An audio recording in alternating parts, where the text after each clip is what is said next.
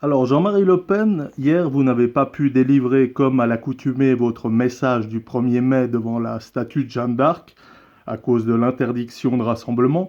Que pouvez-vous nous dire sur ces circonstances particulières? Écoutez, je suis un citoyen banal, citoyen lambda, et je suis confiné depuis déjà un mois et demi à mon domicile. Parce que j'étais dans l'impossibilité de me déplacer et d'accomplir le geste de respect qu'on fait chaque année. Et d'ailleurs, je pense que personne ne pouvait, en dehors de moi, assister à une manifestation quelconque. Parce que quand j'ai fait un petit, un petit tweet, enfin, c'est pas un tweet, mais une petite vidéo d'une minute pour saluer la Jeanne d'Arc, que nous n'oublions pas dans ces circonstances syndicales, si j'ose dire.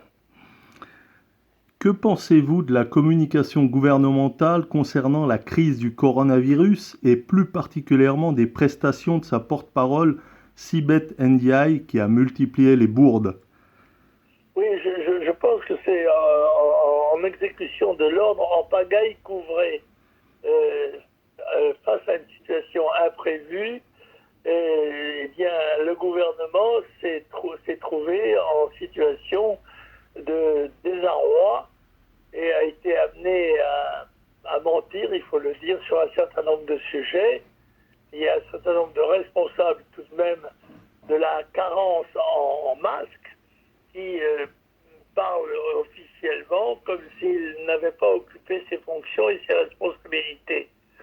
Bon, je crois que c'est un signe de la décadence plus générale de nos institutions et du fonctionnement de notre système politique.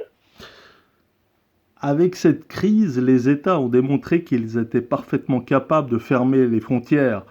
Or, certains États affirmaient lors de l'afflux de migrants en Europe en 2015 qu'il était impossible de le faire. Quel est votre commentaire à ce propos? Oh ben, je pense qu'ils déclaraient que c'était impossible parce qu'ils en étaient complices. C'est parce qu'ils étaient d'accord. Le torrent migratoire en direction de l'Europe et particulièrement de la France n'a jamais diminué de volume ni de force. Et les différents gouvernements qui se sont succédés, les différents présidents de la République ont prêté la main à ces opérations en ne faisant pas ce que nous proposions, à savoir le contrôle sévère des frontières, de façon à endiguer ce torrent dont nous ne vivons que les prémices. Parce qu'il y a un fait capital qui est généralement ignoré par les commentateurs, c'est que la population mondiale est passée en 50 ans de 2 à près de 8 milliards. Par conséquent, la pression sur les frontières d'une Europe qui, elle, au contraire, est en déficit démographique, va être considérable. Et il va falloir prendre des mesures drastiques, des mesures analogues à celles d'une guerre pour défendre notre territoire, sinon nous serons submergés et asservis. Vous avez lancé un appel au gouverneur de la Banque de France pour sanctuariser l'or des Français. Craignez-vous que les pouvoirs publics n'invoquent le prétexte d'une crise économique post-coronavirus pour déposséder les Français de leur trésor national? C'est justement parce que je pensais que c'était possible et peut-être même probable que j'ai lancé cet avertissement.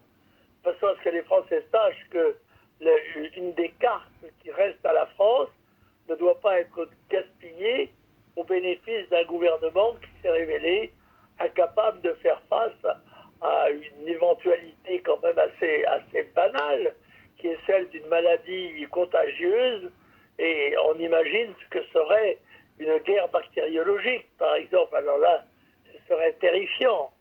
Donc, je crois que il faut garder notre or, et j'ai fermement conseillé aux responsables de la Banque de France de ne pas se laisser impressionner, ni recevoir, ni d'obéir à des ordres qui seraient contraires à l'intérêt national.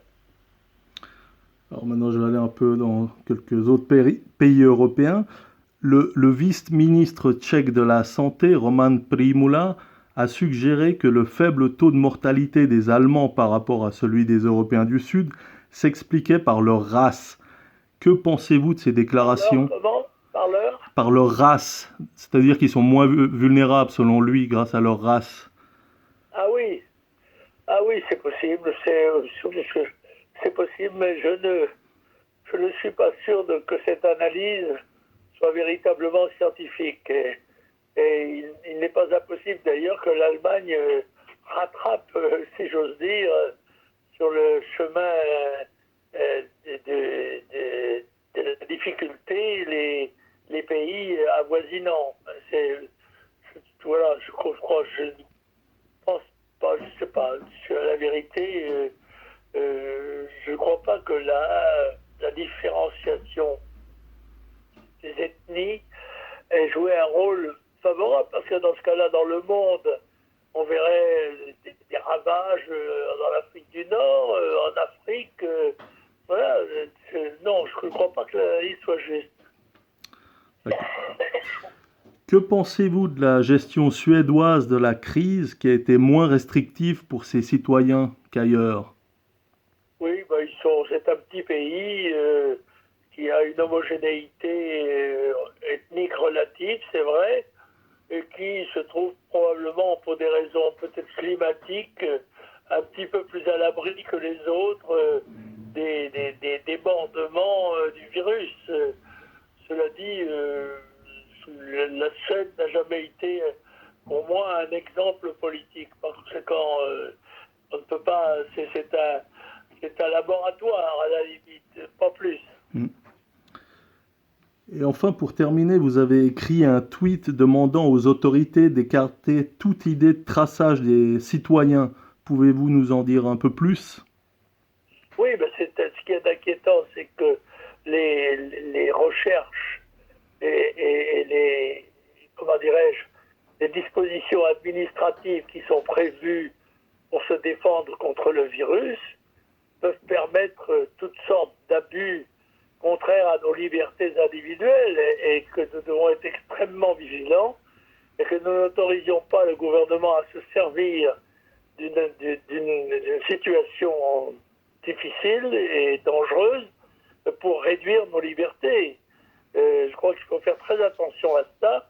Je note que vous parlez du traçage, d'ailleurs, alors que nos ministres, je l'entendais tout à l'heure, continuent à parler du tracing, n'est-ce pas? Parce qu'il y a aussi comment dirais-je, un débordement de la langue anglaise qui, à cette occasion, il y a les clusters, il y a, etc., toutes les occasions de remplacer les mots français par des mots anglais. Est-ce que ça fait chic dans ces milieux-là? Je ne sais pas. D'accord, bah Jean-Marie Le Pen, je vous remercie pour votre temps. Ben, je vous en prie. Au débeauté comme ça, voilà. Oui.